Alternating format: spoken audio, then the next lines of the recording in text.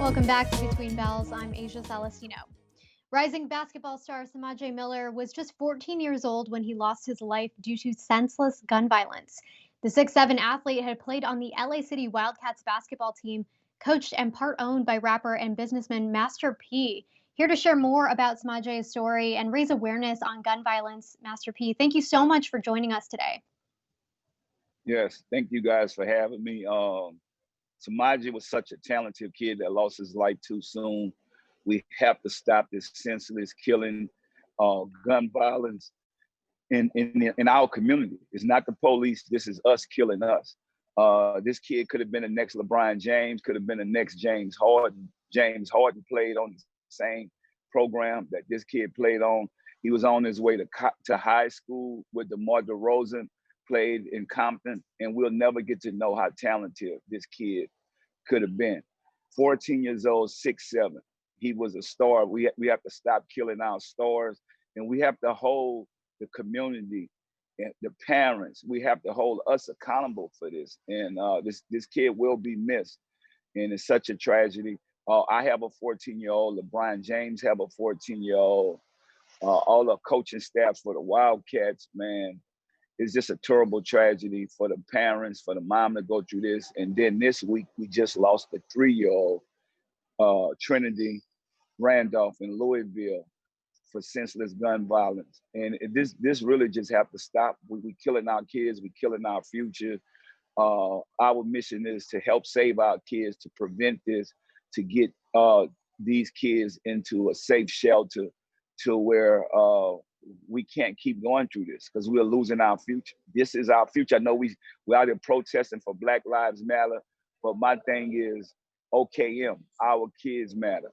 And this is our future. This is a really heartbreaking story, and you're making so many good points.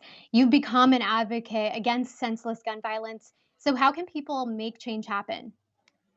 Well, it got to start in our community. We have to stand up for these kids. We have to protect them. We have to educate them, and we have to do prevention matters now before they get to this, because we just lost a valuable piece in Compton. This kid was going to come back and help the community, and now he's gone.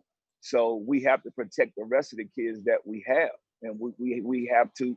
It all start with education, and it start with preserving the next generation. We need to be sending these kids to college, not to prison, and not to the graveyards. You have a legacy and a career within rap. What responsibility do rappers and other music artists have to create a platform for issues like this, especially in the hip hop and rap communities? Well, you have to get to that stage in your life, if you mature, to grow, to want to give positive back, that energy back. Because we know that when you talk about rap music, we can't hold the rap music people accountable, because it's just entertainment. That's why I said it start with the parents. We gotta let our kids know what's good, what's bad, what's right, and what's wrong.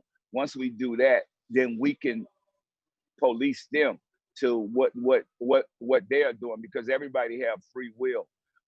When you look at movies, people put a lot of stuff on that, but my thing is, as a parent, I'm holding myself accountable, and I hope other parents hold themselves accountable for what their kids are listening to, or what even the environments that they're around and the people that they're around.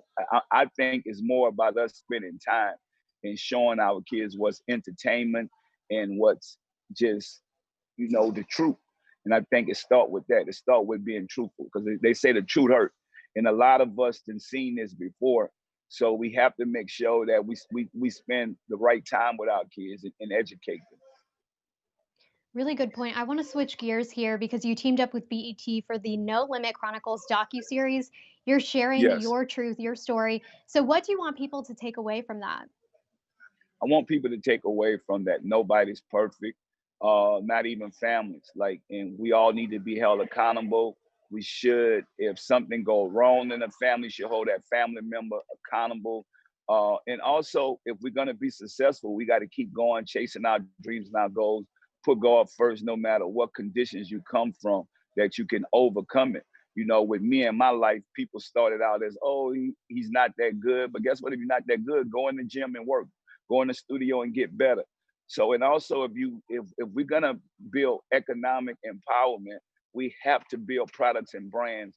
I came up with a brand, the Rap Snacks, the Rap Noodles, the Uncle P Rice, and also now we have the seasoning. So we have our own seasonings for the people that want to put, more seasoning in their food. In order for us to help the community, we have to start with ownership. We have to start empowering each other. We also need to understand the importance of African Americans being able to control and own their own business. So I want people to get that out, that for us to put the money back into the community, it have to be people like us that own products and brands, and product outweighs talent. So in order for us to make our communities better, we're gonna need to own some products, some brands, some real estate. We don't need to burn our blocks down. We need to buy them back. So I want people to get from this documentary that it start with us, and never forget where you came from. Such a powerful message. Rapper and mogul Master P, thank you so much for joining us here on Cheddar.